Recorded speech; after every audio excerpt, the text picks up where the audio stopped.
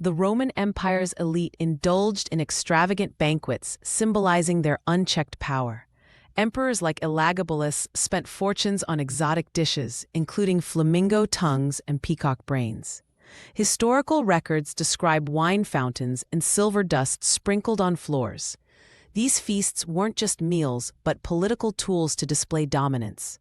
The cost of one banquet could feed 5,000 plebeians for a month, highlighting the empire's growing inequality. Sexual excess became a hallmark of imperial rule.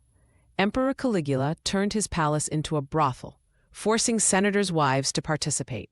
Elagabalus reportedly married a Vestal virgin and later a male slave, scandalizing Rome. These acts weren't mere indulgence, but calculated displays of absolute power, showing even sacred traditions could be violated. Historians note such behavior eroded public trust as elites mimicked these debaucheries while Rome's borders weakened. Palaces became gilded cages isolating emperors from reality.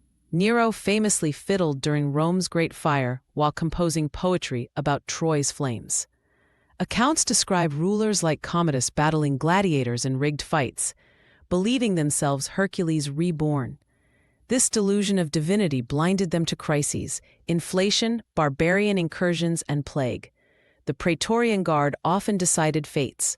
Over 20 emperors were assassinated in 50 years. Paranoia fueled endless purges. Emperor Caracalla murdered his brother Geta during a fake reconciliation, staining their mother's robes with blood. The Severan dynasty's downfall began when Julia Domna, the real power behind the throne, committed suicide after her son's deaths. Betrayals became routine. Senators paid Germanic bodyguards to assassinate rulers.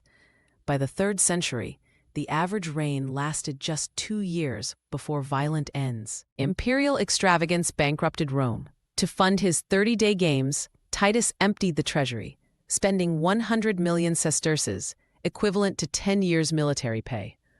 Later emperors debased silver coins with copper, causing hyperinflation. By 280 CE, the denarius was 98% base metal. Tax collectors resorted to seizing crops, while barbarian mercenaries mutinied over unpaid wages.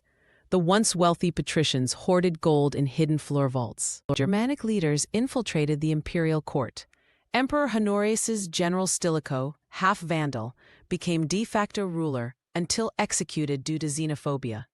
Later, the Visigoth Alaric dined in Rome's palaces before sacking the city in 410 CE. These barbarians often understood Roman tactics better than the decadent elite.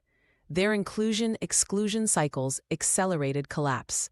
By 476 CE, Germanic king Odoacer deposed the last emperor. Knowledge perished with the empire's decline. When Christians sacked the Serapeum in 391 CE, thousands of pagan texts burned. The famed Library of Alexandria's fate symbolizes this loss. Whether by Caesar's fire or later purges remains debated. As literacy plummeted, practical engineering knowledge faded. Aqueducts crumbled and concrete recipes were forgotten until the Renaissance 1,000 years later. Even during collapse, denial reigned.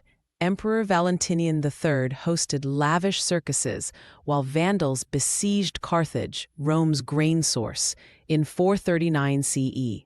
Attila the Hun's envoy described courtiers wearing silk, yet lacking military discipline. This disconnect culminated in 476 CE, when barbarian mercenaries demanded land. Emperor Romulus Augustulus, a puppet ruler, merely played with ivory figurines during negotiations. The final surrender was shockingly mundane. On September 4, 476 CE, Germanic king Odoacer deposed 16-year-old Romulus Augustulus. Unlike dramatic falls, historians note the event lacked violence. The boy emperor was pensioned off to a Campanian villa. The imperial regalia, scepter, purple cloak, and diadem were sent to Constantinople, signaling the Western Empire's legal end after 500 years. Nature reclaimed the empire's heart.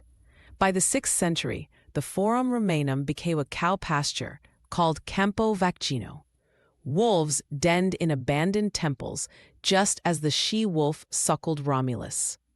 This poetic symmetry wasn't lost on medieval chroniclers, who saw divine justice in marble being quarried for pigsties. Yet Rome's legacy endured. Its laws, language, and roads shaped Europe, proving even the mightiest falls leave traces.